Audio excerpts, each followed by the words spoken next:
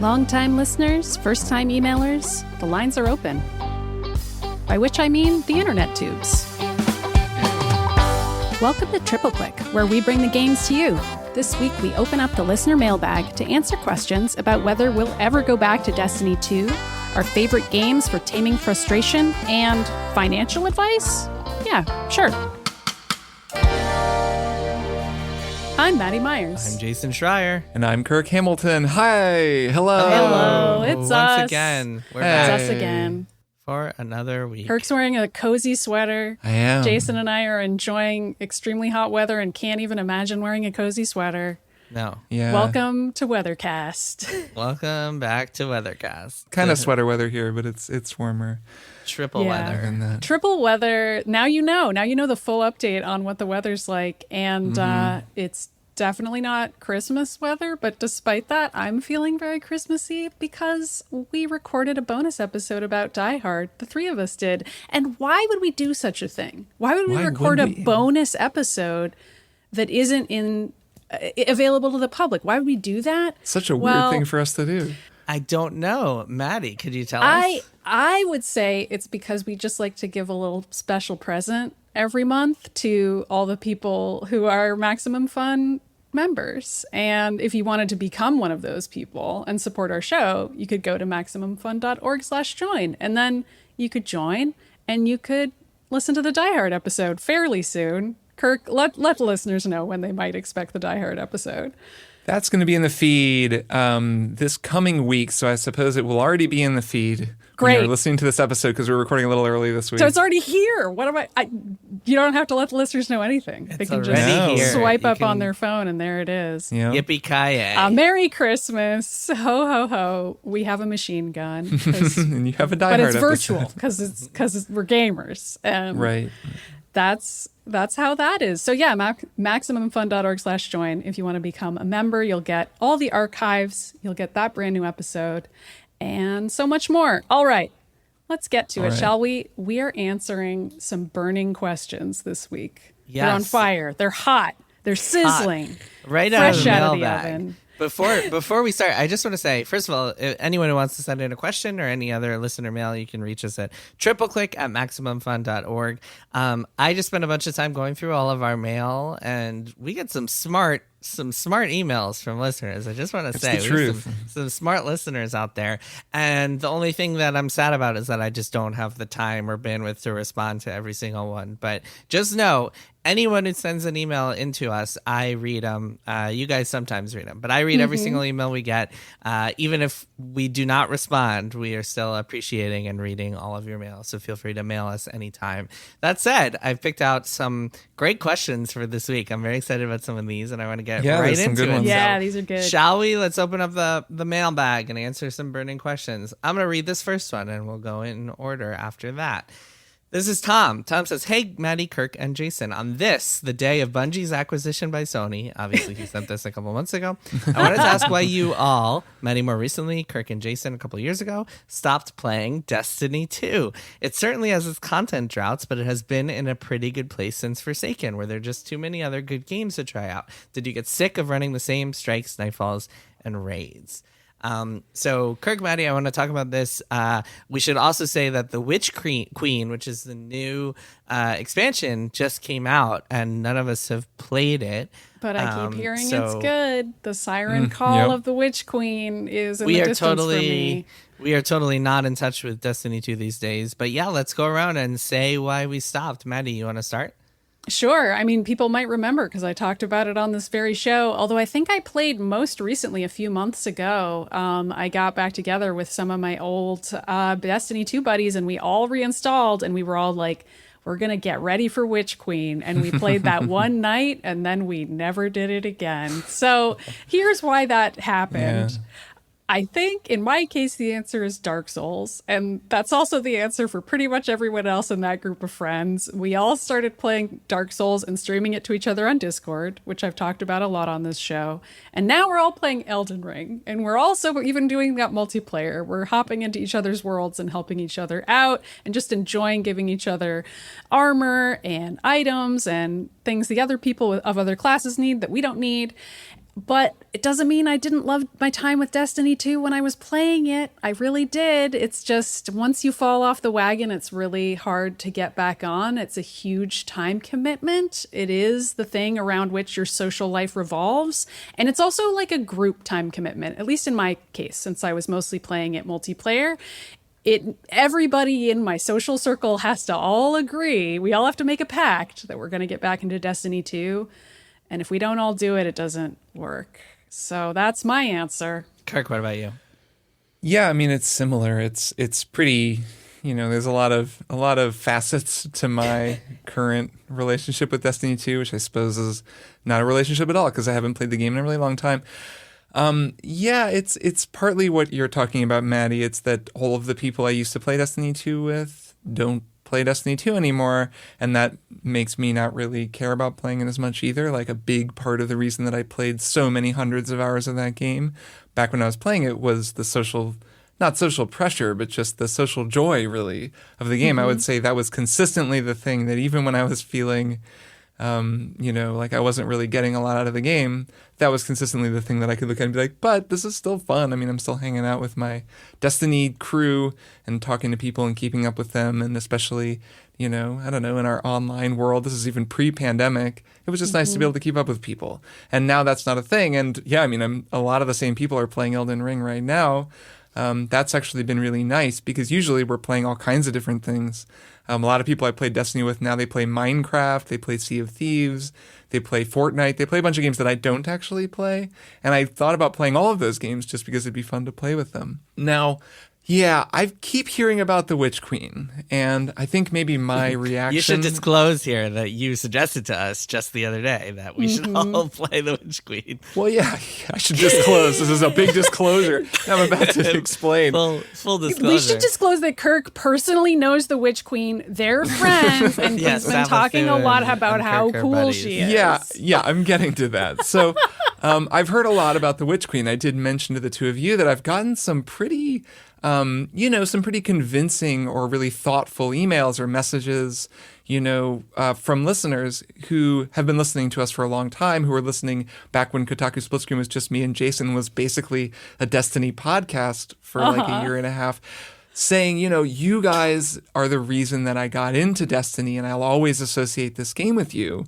And I really would love to hear what you think of the Witch Queen, because this is the best Destiny has ever been. It's so cool. They're doing so much of the stuff that you used to talk about loving back when you loved the game. So I've heard this stuff, and my reaction to that, I think, is sort of, my feeling about Destiny 2 is bound up in my reaction to that, because I just can't get away from the feeling of, God, I can't, just this like exhausted kind of resigned feeling, even though I acknowledge that the game is probably really great right now and there's a lot of good stuff in it.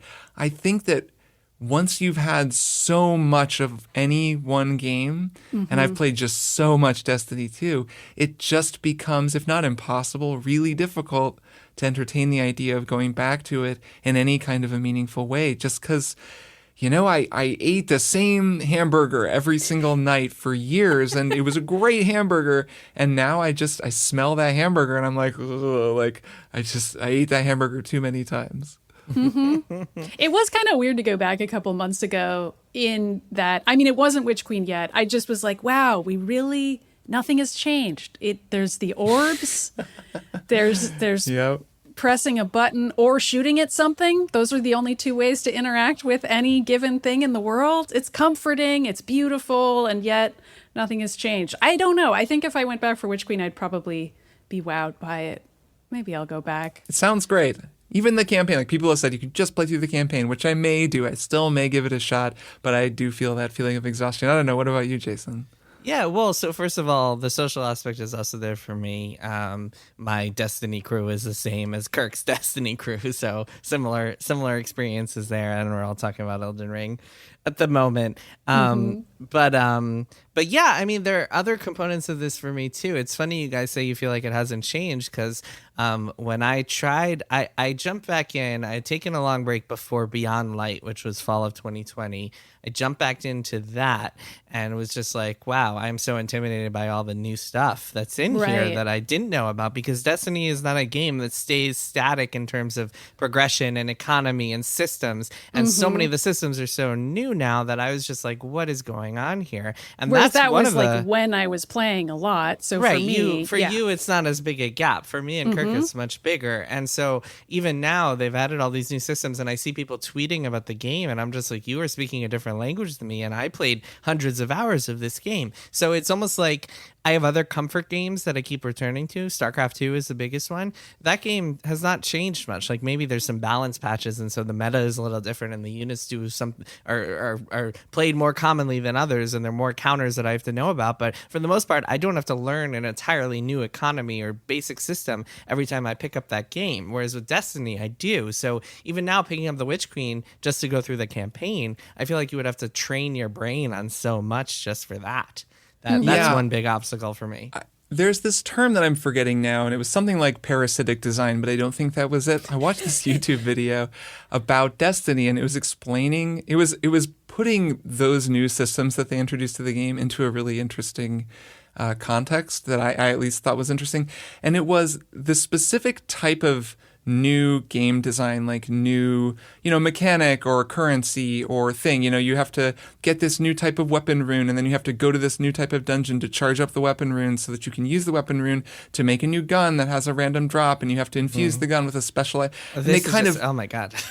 Just hearing that. Yeah, they always introduce this stuff, I'm right? just like, God, no. The criticism, which I think is true of Destiny, was that each of those systems that's introduced to the game only lasts a certain amount of time and is eventually made completely obsolete by the game's sort of forward churn of content and time. And so you can invest all this time and effort and learning, just mind power to like learning this new system that is eventually going to go away. And that alone, it's like you're not only being asked to learn all this new stuff, you're also being asked to learn new stuff that is just going to go away, and you're going to commit to it, and then it's going to just change. And it's kind of a problem with this sort of game. So as much as the specific stuff is different, that description that you gave, Jason, is very, I feel that as well. When I start, I'm like, whoa, what is all this stuff? Also, the big picture is still the same, and it's still the same game. And that is also kind of exhausting, just being like, do I care about any of this stuff? So that's the other element. Okay, that's the other element, is that I got into Beyond Light, entered like this big frozen planet, and I was like, whoa, cool, it's frozen. And then it's like a bunch of fucking fallen enemies that I've killed millions of over the years. And the fact that core element, like the fact that like all these years later they haven't even introduced a new alien race is kind of another part of this whole equation that is just like, wow, I'm really doing which the they same might thing. do in the Witch Queen. I don't know if they Sure, do. who knows? Maybe. But yeah, I mean, it just feels like it feels like it's totally foreign and different, but also you're doing the same thing over and over again. Yeah. And so, yeah, I feel so exhausted by the thought of more Destiny that I just don't think there's room for it in my life anymore. The other part of it is that, like, as I have been playing Destiny, especially in the months before I quit or the years before I quit, which was kind of a gradual, slow process, I kept just thinking to myself, wow, I could be doing so many other things right now. And that's never a good feeling to have while you're playing a game. It's happened to me several occasions, and I'm just like, wow, that sucks. I should just be doing something else right now. And yeah, if you get to that, you're just like, well, it's not for me anymore. And yeah, no matter how much good stuff I hear about the storytelling or whatever else, and there's some pretty cool Destiny lore that I used to care about, I'm just like, I don't know. There's no space for this game in my life anymore, unfortunately. Yeah, I won't even say maybe one day, because I just don't think that'll ever happen unless like you guys are like, we're playing, come raid with us. And I'm just like, the social pressure gets to me, but still, I don't know. I don't think so. Let's move on. Here's another question. Kirk, you want to take this next one? Sure, this comes from Adam. Adam writes, hey, Kirk, Maddy, and Jason. There's a lot of love for Soulsborne games on tripleclick. As such, I was wondering if any of you like to keep a relaxing and calming game close to hand for those times when you're playing a really difficult section of any game, or where you're so stuck that you can feel your blood starting to boil and you need to step away from the TV or the monitor gets broken. If so, what games work for you? In case the context for my asking this is of interest, after hearing so many good things about Souls games, I wanted to give one a try, and I chose the Demon's Souls remake as my jumping off point. This question is well before Elden Ring, by the way. Yes, the game was brilliant and wholly addictive, but then I got to the ritual path 4-2, where my love for the game turned to pure anger as I did over and over and over again, trying to make my way through that horrible level. After a couple of hours one evening, my frustration was so high that I just had to stop playing.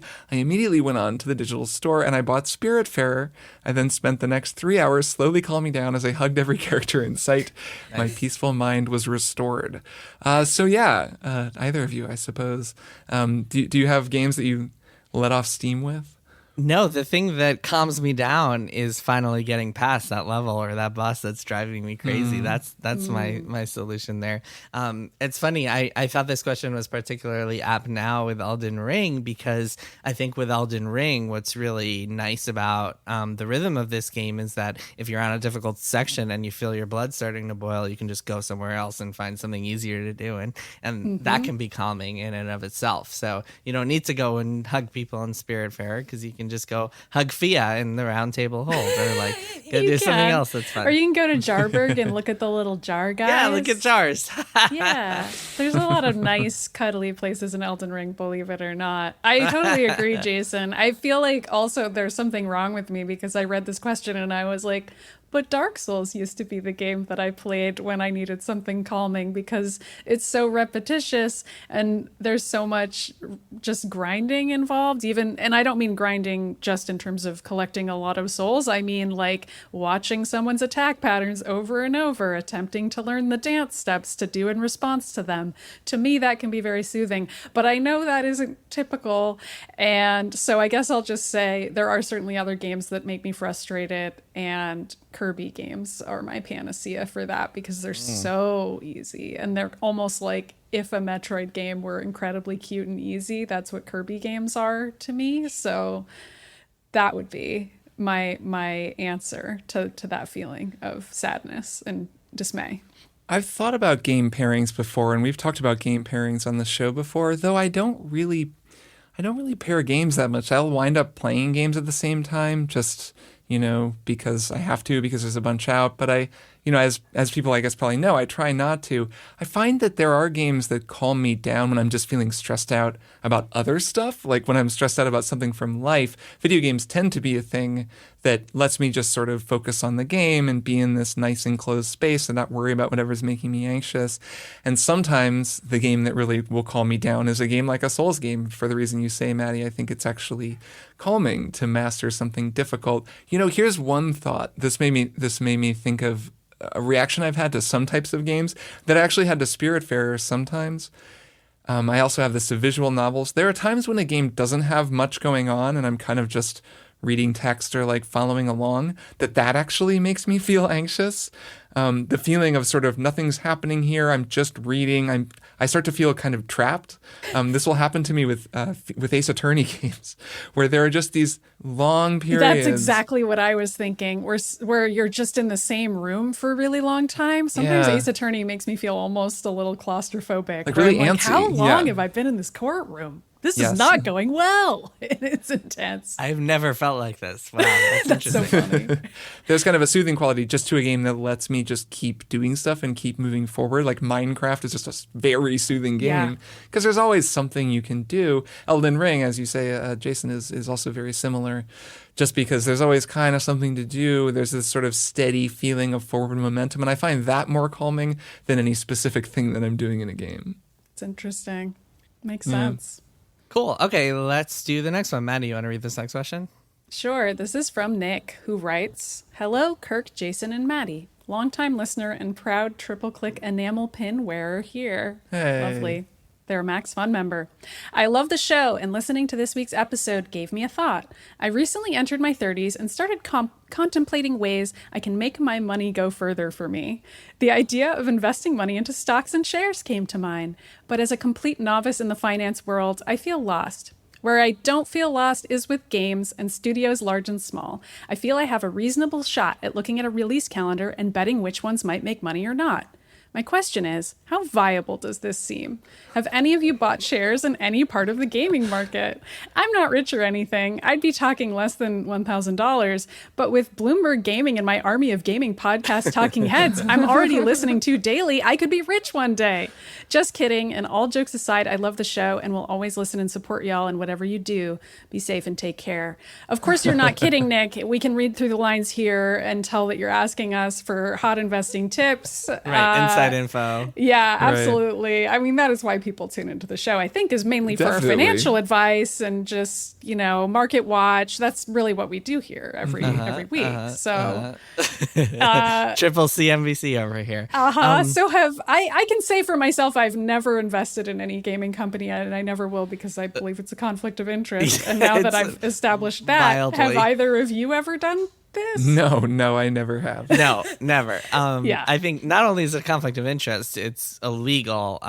Because all of us get inside info in some form or another. Yeah. Whether it's early game releases or there's all sorts of SEC complications. Just by knowing Jason and having him send us G-chats, Kirk and I could be prosecuted for insider trading. Yeah, so that's pretty much off the table. Insider trading is no joke, unless if you're a billionaire like those guys who invested in Activision 3 days before the Microsoft deal, then it's okay. But if you're a normal person like us, then it's not okay. I want to give a serious answer here, actually, because I am mildly interested in finance and investing, and I read up on some of this stuff. I thought you were going to say in gambling. Well, so actually that's part of it, right? Yeah. I think that it's really important to know that day trading or really buying shares in any one company is gambling. And you should never do that unless it's with money that you are prepared to lose, that you would be okay with saying, hey, tomorrow that money is gone, goodbye, which is sort of how I feel about betting on anything, football, whatever. Well, Nick uses the word betting to describe what they might do. And also is at least for Nick, it sounds like they consider this a low amount of money that they would be spending. So this is it is straight up betting. Yes, that's fine. But I should caution people that I know people who have had their lives ruined because of day trading, and it can be really scary and addictive, and trying to beat the market in terms of individual stocks is just always a terrible idea. Even if you follow gaming every single day, you read all the game sites, you know the gaming industry cold, you will not beat Wall Street. You will not get an edge on the market. It is a sucker's game. Do not do it. But if you have a spare $1,000 and you're interested, if you're a complete novice, what you can do is instead of betting on stocks, you find what's called an index fund or a mutual fund. There are differences, but I won't get into the specifics here. And essentially what you're doing is you're saying, hey, instead of betting on individual stocks, I'm going to bet on this collection of stocks and bonds that kind of correlate with the stock market. So instead of betting on stocks, I'm betting with the entire stock market. If it goes up, which historically for the entire existence of the stock market, it has gone up over time, then I'm going to go up. And this is money that you're expecting to just park long term and not see for a while. But historically, I looked this up, over the last 30 years, the average yearly return for the stock market has been 10% a year. And so again, this is a 30-year span. So if this is money you need to use next year for a house or something, don't put it in the stock market. But if you're looking 20, 30 years ahead, 10% return is the average, right? If you took $1,000 and that's it, and you didn't put anything else into it, and you put it in the stock market for 30 years at 10% return, in 30 years, you would have $17,449. That's the power of compound interest. So in all seriousness, if you just park your money in a mutual fund, you go on Vanguard or whatever, Fidelity, whatever it is, you just find a good index fund and you say, you know what, I don't need this money until I'm retired, I'm going to park it here, you will come out ahead unless our entire economy collapses, which I guess is possible, but that is a much better use of your money than trying to pick individual stocks. So that is my advice. And I will say, you also get some tax benefits if you look up the amounts that you can put into certain amounts of funds. You can get some tax-free investment and make that. You get savers credits Roth and stuff. IRAs, 401ks. Yes, but we are talking about investing in your retirement, basically. Right. Which, if you want to make your money go farther for you, is a smart thing to do, because if you're not doing that, you are just gambling. Yeah, and so there's nothing wrong with going out and being like, I'm going to put this money in the stock market, but like only do that with money that you would be okay with saying goodbye to. Like tomorrow that money is gone. If you're okay with that, think of it as crypto, think of it as roulette, think of it as whatever you want, but like that needs to be money that you are comfortable with saying goodbye to, or else you will really put yourself in a hole that you will have a hard time getting out of. Yeah, it's like money that Jason would bet against Tom Brady, for example. Exactly. That's how you should Exactly. If it's money, you would feel comfortable saying, you know what, Tom Brady is going to lose tomorrow. I'm going to bet this. Did you see? I'm sure you saw that Tom Brady is unretired. Of course I did. All right, let's move on. Let's talk about games. I'll read this next question. This is from Maria. Maria says, hey, I'm wondering how you guys feel about games that require the player to turn a natural environment into a town. When I was playing Animal Crossing, I saw Assassin's AC Creed and New I said Horizons. Assassin's Creed New Horizons, yes. When I was playing Animal Crossing New Horizons, I felt bad about paving over the entire island and ended up keeping a few bits untouched. There are plenty of civilization games that only look at natural environments as resource storehouses.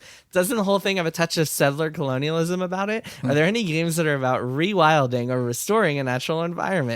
I know it's all pixels in the end and they were not real nature, so this is probably the definition of a first world problem, but aren't aesthetics also political? And one of the reasons I wanted to take this question is because I kept thinking about that in both Elden Ring and Horizon Forbidden West, which encourage you to slaughter every animal you see for crafting materials, which is kind of similar sensibility there. So yeah, what do you guys make of colonizing natural environments into towns? Yeah, I know that we all use the word colonialism to describe this, but I don't know if that's the only word for this. I feel like there should be some more video game specific terms to describe the extent of environmental stripping that we are used to doing. Fracking. Where it's like, let's just call it fracking. It's fracking. It's like, it's extreme. And I know that like going to other islands in particular in AC was what struck me as just brutal, because you completely destroy them. Like if you just take a plane to another island somewhere, it randomly generates something for you, and it's up to you to carry as much as you possibly can back to your home, and you just leave it utterly destroyed in your wake. And it feels weird and bad to do that, because you're like, I'm cutting down every single tree. I'm whatever the opposite of Johnny Appleseed is. There's not a Johnny Appleseed game is what I'm saying. Well, maybe there should be. And maybe there should be. I can't. I feel like there are games where you're building stuff, but usually the implication is that something has been destroyed before you've gotten there, like in The Sims, for example. Well, there are games when you grow. I mean, Stardew Valley, obviously, you're planting and you're building farms, and there are games where you're like cultivating a natural environment. But yeah, I don't know if there are games. I think I don't remember the name of the game, but I vaguely remember seeing a press promo for a game that is like, instead of like, we want to rewild civilization instead of building civilization. So it's kind of the opposite of this. But I don't remember what the game is called. Yeah.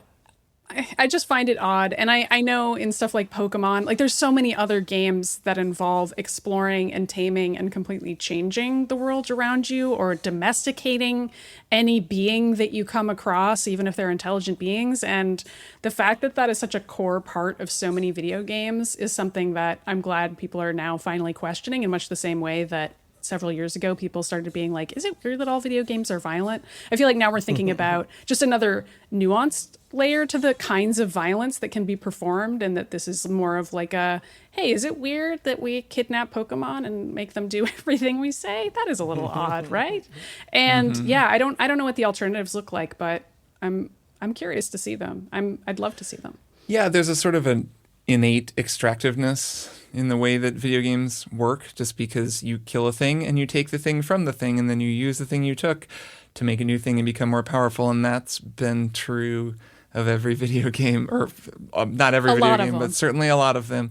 And you can repurpose that specifically to go in the opposite direction, like you're saying. Like, what if instead you were knocking down buildings and planting trees? Yeah, you could make a game where you did that, though the fundamental actions you would be taking would still be extractive. They would just be reversed. I like games that exist in a world that is sort of usually post-apocalyptic and that kind of development. Nier Automata's world, for example, I think is an interesting one narratively, because while the machines in that world have started repopulating the Earth, there's really a kind of general view of the way that the planet works. It's just like this thing is over. We're just in the ruins of civilization, and it has been overgrown, and you're just trying to learn how to coexist. Also, there's a really cool game called Tokyo Jungle. Did either of you play that game? I haven't played it, but I've seen videos of it. That's a cool one where you're in a post-apocalyptic Tokyo and you play as animals, and it's just a bunch of different kinds of animals, and you have to just exist in this city. And it's not a game where the ultimate goal is to, bring back civilization and build this whole thing back up again.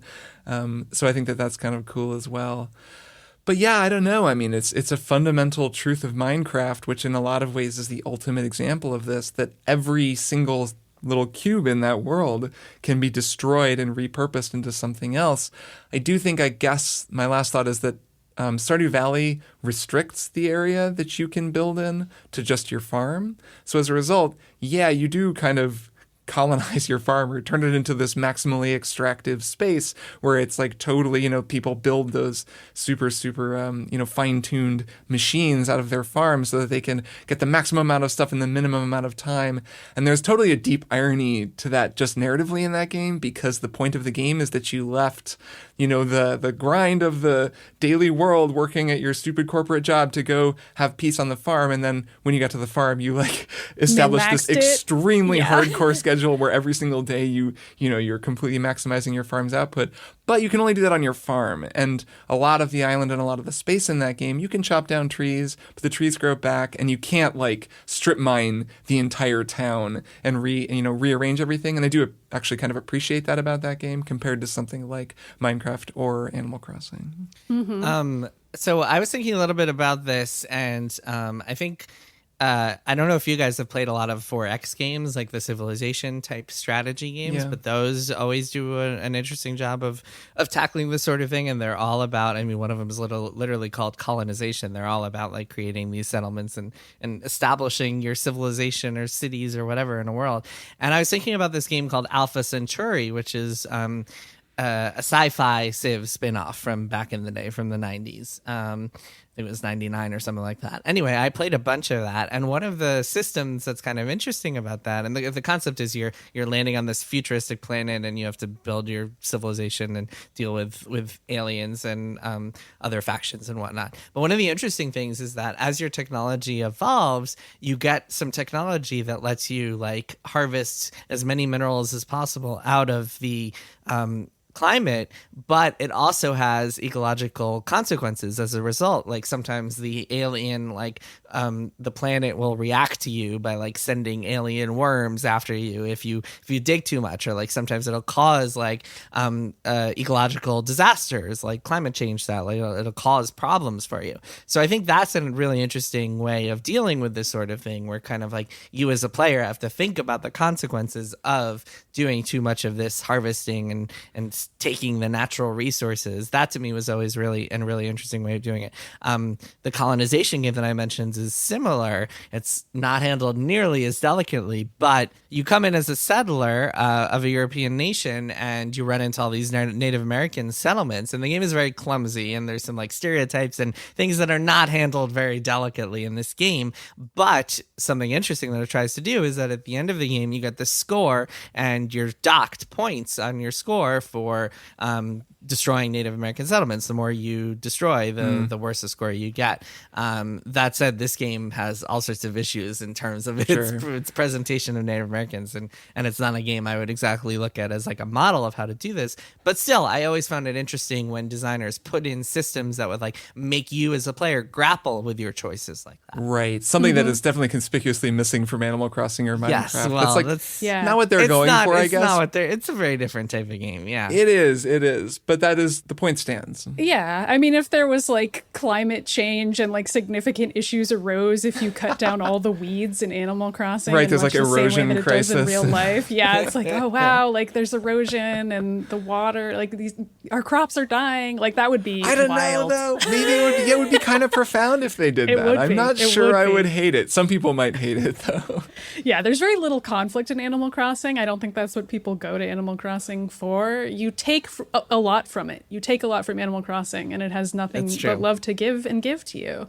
And that is, I think, just a selfish design that feels awesome because it's Right, like, it's yeah, I very get to just indulgent. enjoy this. I get to indulge that in makes it. sense. Yeah. But yeah, it's also nice to play games that feel a little more realistic than that and involve the give and take of real life. All right, let's do one or two more questions. Kirk, I think it's your turn for this next one. All right, this question comes from Kate. Kate writes, I just thought of a question about video games and thought you three would be the best people to go to with it. What are your favorite in-game games? I mean, like Gwent from The Witcher, Blitzball from Final Fantasy, Caravan from Fallout 3, etc. Even gambling in Red Dead Redemption 2 or the arcade-style games in Nuka World and The Golden Saucer. Lots of games have these. Which ones do it best? This is a good question. I've played so much blackjack and poker in Red Dead Redemption 2. Yeah. The kind of iconic example that I have to bring up is Triple Triad, the card game in Final Fantasy VIII, which is definitely one of the best mini games I've ever played in a game. And then Final Fantasy IX tried to do its own card game that was terrible and not nearly as good, sadly. But Triple Triad is just a classic, just excellent game. There are a lot of modern ones too. Like the Yuffie DLC had its own in-game game. Yeah, that's true. And what am I playing right now that has an Condor. in-game game? Horizon Forbidden West yeah, has the Strike, which is a strategy board game that is absolutely nothing like fighting machines out in the wild, but in theory mimics what it's like to fight machines out in the wild. But what's your favorite, Maddy? That's the question. This is an absurd answer. I almost never like these. I kind of liked the Kingdom Hearts 3 ones, Really? which are What are those? terrible. They The are gummy ship stuff or something else? the gummy ship stuff. I would say counts because the gummy ship is like its own mini game, but that isn't what I mean. There's also just this little handheld gaming device that Sora has, and it's like in a separate menu. Like he has a little cell phone in that game, and he can update his fake Instagram, and he also has a little, like, I don't know, it's not a Nintendo DS, but it's basically the equivalent of that. And he can play Disney themed, just crappy little video games. And I don't know why I really enjoyed them and spent more time than you would think playing some of those. But usually I feel like in-game games, I just don't spend enough time on them because I'm like, well, I want to get back to the rest of the game. Well, that's the sign of a really good one, is that when it takes your time and you're like, oh I man, like know. I just spent 2 hours just playing this mini game. Yeah, like Kirk, weren't you really into Gwent? Am I misremembering that? Or No, was that... you're right. Yeah. So that was, there's two that come to mind here. Gwent is the first one. That's the only time I've gotten really into one of these in that kind of game, like in an open RPG type game where you go around and there's different people that you challenge and you play Gwent against them. It was only when I was playing a New Game Plus playthrough of The Witcher 3. So when I was reviewing that game and then the second time I played it on PC, I was always kind of like, well, I want to go through the story and I don't have time. There's always this feeling of, you sit down and you have the plot conversation with a person and then they say, hey, so you want to play some Gwent? And I would say, no, man, I want to go like on the next step of this quest. But because I'd played the game so much and sort of knew where things were going and was really taking it all in, I just felt less of that time pressure. And got into Gwent. And yeah, I really like Gwent. The reasons I like Gwent, I mean, I think it's a good game. It's a fun game. Obviously, it spawned a standalone spin-off, so it's got some meat on its bones. I enjoy that it is the characters and the card. It's a collectible card game, and the cards that you're collecting, like Magic the Gathering cards, are based on characters in the actual world, which I just think is really funny. Like, people will be like, oh, I've got this really great, Yennefer of Vengerberg card, and you can win it from me if you play me. And it's just funny because I'm like, oh yeah, Yen, like, literally, like, my person I 1-2 know. pairing. Yeah. Kirk, Very Triple weird. Triad is the same way, to the point where nice. like to get each special card for a character, you have to talk to someone who's like a relative of them or like close to them in some way, and they have it. So like, Sure. well, they're all one of the kind cards. So to get like the Zell card, you have to play against Zell's mother, and then you can win it from her. And then That's there's funny. actually a really amazing thing where like there's a plot twist in the game involving the fact that someone is related to another person, and you can figure that out early by realizing they have that person's card, and you're like, wait a minute, why does this guy have, or why does Sid have Oh, a that's Diaz card? good. Oh, wait a minute, yeah, that's no, good. it's a cool thing. That's cool. really funny. So yeah, I mean, I like that about Gwent. I like that you're just sort of, playing at these wars featuring characters in this actually serious story that you're a part of. And I like the idea of going around the world and getting into tournaments. I mean, there are even quests tied to Gwent in The Witcher 3. You get into this cool tournament where there's all this intrigue and you're working through this house and like all these different people are trying to cheat, and it kind of feels like, I don't know, Maverick or some famous, poker tournament movie, which is also just fun that they blow it out to that level, that there's story stuff. And the other thing this makes me think of is I do enjoy sometimes when games that are remakes of old games include a playable version of the original. In one of the Wolfenstein games, the Machine Games Wolfenstein games, you can play the original Wolfenstein 3D. I think the first game to do this was Day of the Tentacle, which let you play all of Maniac Mansion. Right, you could play Maniac Mansion. I just think that's kind of cool. I remember getting sort of into Wolfenstein 3D just because that was one of the first video games I ever got into when I was a kid, and then being able to go and play it, and then just pop out of it into this amazingly realized 3D version of it is sort of cool. That is cool. I misspoke, by the way. I said a Diaz card. It was actually Safer's card. One other thing I wanted to bring up about this is that I think that the mini games, one thing that makes a mini game work best in a game is when playing it can benefit the real game in some way or another. So it doesn't really feel like you're wasting your time, to your point, Maddy. So Triple Triad, just to bring that up again, because I think it's the perfect mini game. As you win more and more rare cards, you can actually get an ability that lets you convert them into like super powerful items that let you like really get really good at the game. So I think that's a way of keeping you engaged with the mini game in a way where you play it and you feel like you're actually making progress in the game. Mm-hmm. Nice. Okay. Do we have time for one final question? Yeah. Yeah. Okay. Why not? Let's do it. Maddy, you want to zip through this? Sure. So William writes, I often find myself downplaying my interest in games, especially around new people. I think it's because I want to make sure they understand my interests aren't limited to just games. I tend to gleefully speak about all the movies I watch, music I like, the books I'm reading, and then I'm much more shy about games. I guess I still feel like people will get negative ideas about me if they associate me with the hobby, especially now that I'm approaching 30 years old, since it is still thought of as a kid's hobby.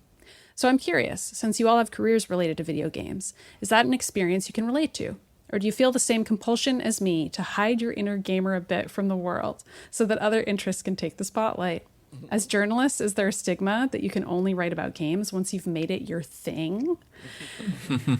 We have definitely answered some similar how do you talk about video games around normies questions before, but we might have some different thoughts on this one. It certainly comes up a lot in our day-to-day, right? I mean, the answer has changed. Like, if you had asked me 10 or 11 years ago, I might have been a lot more embarrassed about video games. And I don't think it's just because I've spent the last decade working in games, covering the games industry. I also think it's because like games have just become more and more mainstream, even alone in the last 5 years alone. Like nowadays, most people you talk to will have, I mean, obviously everyone's played games on their phone, but most people will be like, oh yeah, I played Zelda on Switch, or like I played Animal Crossing on Switch or something like that. Even people you wouldn't expect to play games. So I think that the stigma has really gone away.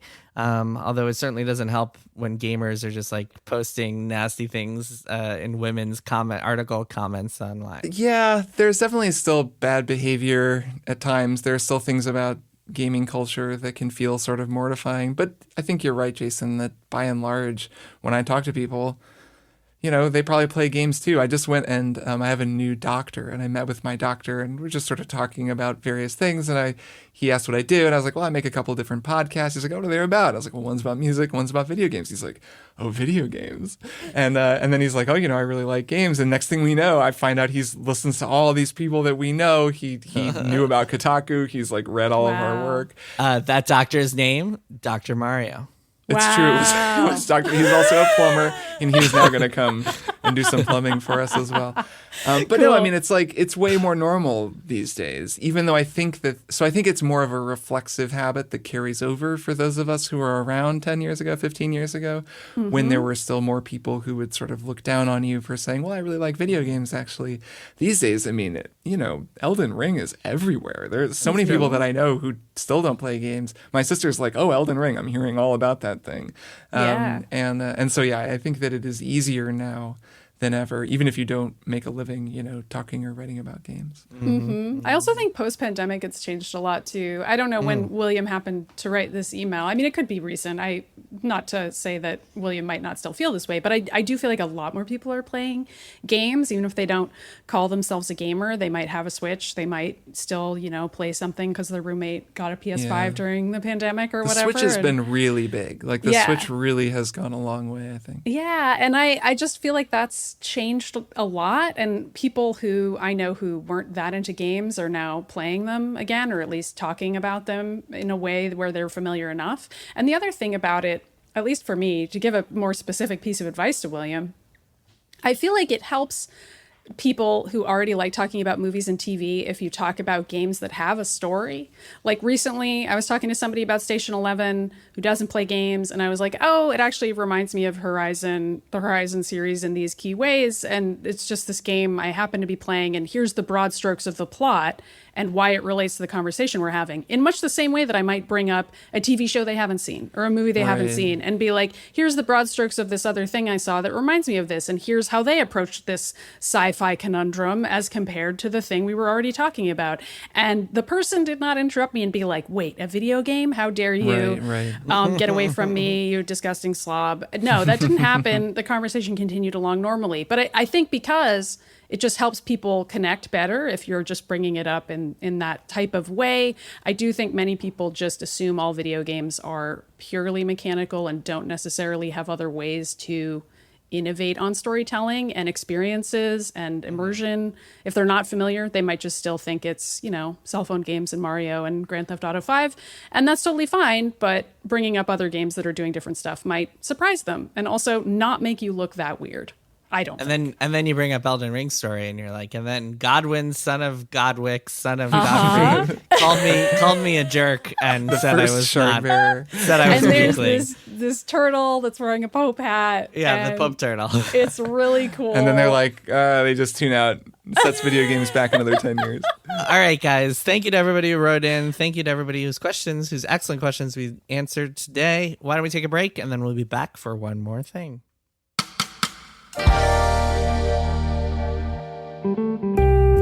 I'm a psychic. My name is Psychic Carrie. I'm Ross. Oh, what a pleasure to meet you. Of course, I knew your name was Ross, as I am a psychic. But please, take a seat. Well, I was hoping we could talk about my your podcast. podcast. Yes, I know. It's called Oh No, Ross and Carrie. Yes. We investigate fringe science, spirituality, and claims of the paranormal. You took the words right out of my mouth. Yes. This whole podcast, it sounds like it's been a real challenge for you lately. Actually, it's a lot of fun. Yes, exactly. Because it's so fun. I don't know how you do it. This will be $75. Okay, that seems fair. Oh no, Ross and Carrie. At MaximumFun.org. You knew it was a .org. I have a gift.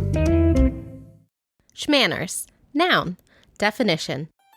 Rules of etiquette designed not to judge others, but rather to guide ourselves through everyday social situations. Hello, Internet. I'm your husband host, Travis McElroy. And I'm your wife host, Teresa McElroy. Every week on Schmanners, we take a look at a topic that has to do with society or manners. We talk about the history of it. We take a look at how it applies to everyday life. And we take some of your questions. And sometimes we do a biography about a really cool person that had an impact on how we view etiquette. So join us every Friday and listen to Schmanners on MaximumFun.org or wherever podcasts are found. Manners, schmanners. Get it? And we are back for one more thing. Let's do it, shall we? Maddy, why don't you go first? What's your one more thing? My one more thing is a movie. It is a movie called Kimi, Kimi, and it came out this year. It is a movie directed by Steven Soderbergh, and it stars Zoe Kravitz as the lead character. It's basically a modernized COVID-19 themed version of Rear Window, the famous thriller. And I feel kind of sad and weird about watching Hitchcock movies these days because I know how much he mistreated his actors and actresses on set. Of course, Rear Window is one of my favorites. It's a classic, and I really like the idea of it, which is like a guy breaks his leg. He's suddenly stuck at home in much the same way that so many of us were suddenly stuck at home. He starts watching his neighbors and happens to see a murder unfold, and then he solves the murder. And that is more or less also the a great character. Simpsons parody of it called Yes, Art of and Darkness. there's a parody of it on Castle. I mean, like so many shows and movies have done takes on Rear Window because it's just a cool, like, it's not a closed room mystery, but it is like a closed patio mystery where you kind of get to know the cast of characters. Yeah. And that's sort of the premise of this COVID-19 story. And I really feel like I would have been sick of a COVID-19 story because, like, we're all stuck at home. How many of these can we possibly watch?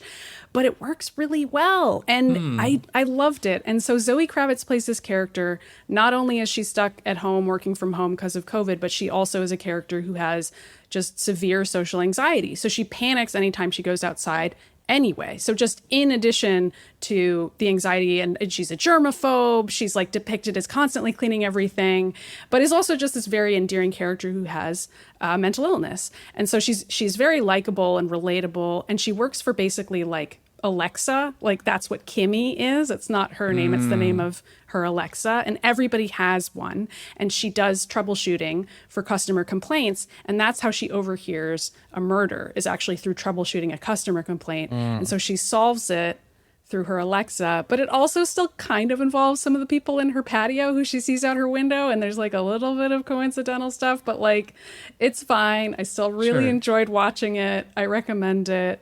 Thought it was a really cool movie that was probably also filmed during COVID, because a lot of it is just one room and like small scenes with just a couple people in them. I thought it was very clever. A fun thing to watch out for these days is like, was this filmed? How much is this? Definitely. Yeah, definitely. Yeah. So I liked it. Cool. Nice. Kimi. Kimi. I'll go real quick, and then I'll throw it to you, Kirk, for what I'm sure will take us another hour to discuss. Actually, I don't think it will, but yeah, go ahead. I've been playing a game called Stranger of Paradise Final Fantasy Origin. This game is fucking weird, you guys. It's like, it's entered so bad it's good territory, at least in terms of I hear story. chaos is in there. It's a couple things. Pretty First weird. of all, it's an action game by the people who made Neo, and it feels really fun and satisfying as an action game. It's also like a retelling of the original Final Fantasy, so I think Final Fantasy fans will get a kick out of that, just like seeing these recreations of like old places like Corneria Castle and like the Flying Fortress, and although the order is definitely not the order of the original Final Fantasy, so it's a liberal retelling. And then there's the story, which is like the most incoherent nonsense, and that's even by Final Fantasy standards. Like, this is a series that is not exactly known for coherent storytelling. Yeah. Final Fantasy VII, kind of infamous in that, like, no matter how much people love it, they still probably had some moment in the original game where they just had no idea what was going on. This is not a game that is just known for like tight stories. This game is like batshit. Like, at the very, very beginning of the game, you play as this guy named Jack, and he's this like gruff muscle dude who is like constantly talking about how he's looking for chaos and wants to, his mission is to kill chaos. It's never explained why. It's never explained what chaos is, who chaos is. Like, it's just kind of, wow. It just makes no sense. You spend all this time watching cutscenes where he, like, someone is like, chaos is a myth. And he's like, no, that can't be a myth. I have to kill chaos. At one point he meets the two other dudes who are his party members, and they all just look at each other, and then they pull out these like little black orbs that are their crystals from their pockets, and they all start glowing, and Jack goes, my mission is to kill chaos, and the two of them are like, me too. All right. And then they all fist bump. And then they all fist bump. Sounds like the best game ever made. Like I said, it's so bad. It's good. It's like watching The Room, or like something else where it's just like. It sounds like Metal Gear Revengeance. This has sort of Metal Gear Revengeance. Yeah, it is. Energy. It is very like B-movie style, like ridiculous, absurd. I wouldn't really recommend it unless you're a Final Fantasy fan, because like none of it is really like so.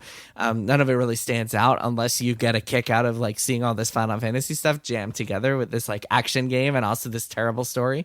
But yeah, I've enjoyed what I played so far, I gotta admit. There is one thing I wanted to bring up, which is that Ash, who is one of your party members, whenever you're in combat, there's a lot of barks, there's a lot of people yelling things. He likes to yell, try not to get hurt, try not to get hit. Which is exactly what Kirk Hamilton used to yell when we would raid together in Destiny. He would be like, try not to die, guys. Try not to die. Don't die. And every time I hear Ash say this, I'm like, thanks. This is the most helpful advice I can see. Like, try not to get hit. Thanks, buddy. Thanks. I think appreciate it's helpful advice, too. If only more people listen to me. It is. I mean, that is what you're supposed to be doing. If only we all listen to you. All right. That's my one more thing. Stranger of Paradise, Nice. Final Fantasy Origin. Weird fucking game. Kirk, what's your one more thing? My one more thing is Elden Ring. Oh, sick. There we go. I'm still playing this game. It's sort of something specific, though, and that is this game just got a big update. Yeah. A couple of nights ago when we're recording this, a little bit earlier for anyone listening to this. And I was traveling for the last week in California, so I wasn't able to play. So basically the game has really, significantly changed. I mean, it's a lot of little things, but over, taken together, it feels like a pretty significant change. And I just think that alone is kind of interesting. It's interesting to play 90 hours or whatever of a game and then come back and it's a little bit different. And the one change that I think is most interesting that I just wanted to bring up for my one more thing is that they've added NPC markers to the map. Mm-hmm. And I just think it's fascinating that after all of the sort of accessibility / approachability, user interface discussion of this game, specifically related to quests and whether it does enough work to keep track of the quests, I think it's super interesting that the game has changed in real time in a way that actually, so far at least, I don't think undermines the way that side quests in this game work and does make them just a little bit easier to keep track of. The way that it works is now when you look at your map, you'll just see a little marker on the map for, I believe it is any NPC that you've discovered. So it just doesn't just show you everybody like in everywhere they are all the time. It's just sort of like, here's where a merchant is, here's where this person you haven't talked to is, or here's where the person you need to find is, and then you can just go there and know that they're there and go talk to them. And that's it. Which you could have done anyway, just by sticking by hand, NPC markers, wherever. Oh yeah, but I mean that it's a pretty significant difference. When the game does it automatically, especially like marking all the merchants, anyone, even people you didn't mark, because there's definitely going to be a few that even the most meticulous map updaters lost track of. And it's pretty cool. Like there are a few characters that I had just sort of walked past and never gone and talked to. There was one marker for an NPC where it was in Limgrave near the beginning area, and I just went and they weren't there. There was just an item and it was their sword. So apparently they had died or somehow I had killed them. I think it was just sort of an NPC that I missed, but I could still get their sword because they have a unique sword that they drop when you fight them. And it's a pretty cool thing. I think it's a nice change. It's cool to see that added to the game to make it a little bit easier for people to know where they're supposed to go, even while you do still have to keep track of where people tell you to go or what's next. You still have to read the item descriptions to figure out what the next step in the quest is. And it's certainly not like a quest log or a checkbox or series, like a list or anything that's telling you what to do. It's not like you hover over the castle and it's like, you're not quite done here. Like you still have to remember all by yourself what you've done. Yeah. Yes. I think it's great. And it's still, you still kind of need a notebook. But I think that like part of the problem with that whole discourse that you're talking about is that nobody really knew what they were talking about because a lot of it happened before the game came out. Because if they had actually played the game, they would have noticed that or seen or knew that most of the quests in this game are like, you get these items and the item descriptions will tell you where they have to go. Like you'll find a key and it'll be like, this looks like it opens the chests here, or like this letter you get, this is supposed to be delivered to this person in this place. So like none of that was really that esoteric. And then on the flip side, the quests that were arcane and esoteric remain so. Like it doesn't matter that you know where the NPCs was. So this is just kind of a convenient thing that is great. I'm all for it. But you still kind of need your notebook and your notes, and the sense of mystery is still there, which I think a quest log might diminish, whereas this does not.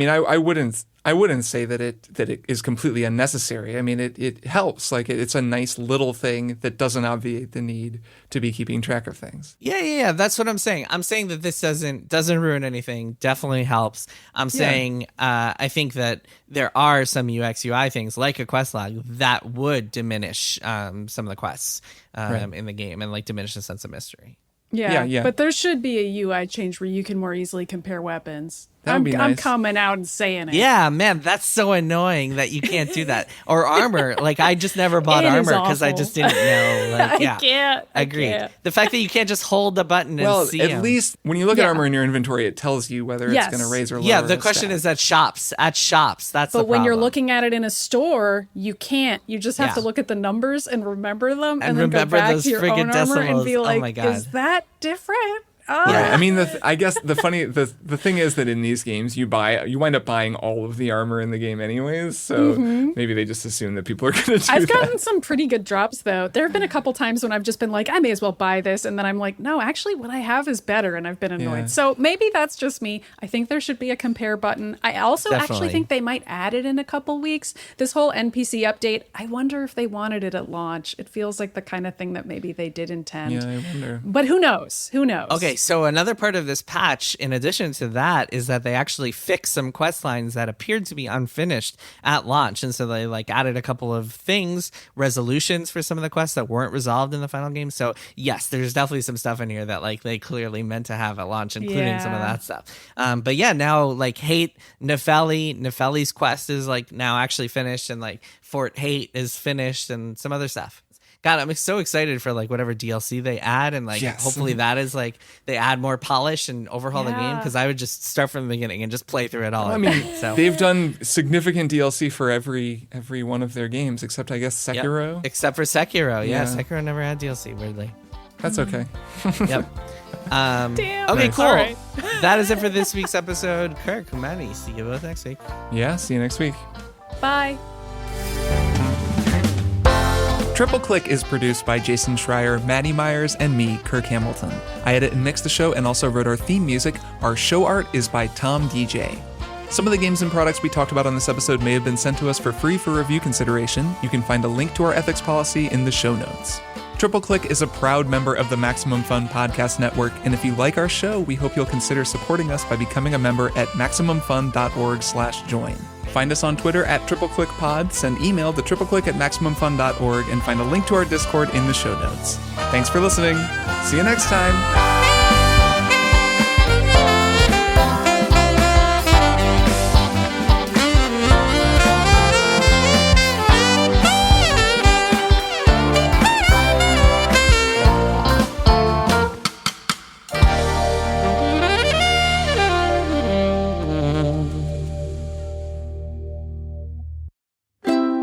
MaximumFun.org. Comedy and culture. Artist owned. Audience supported.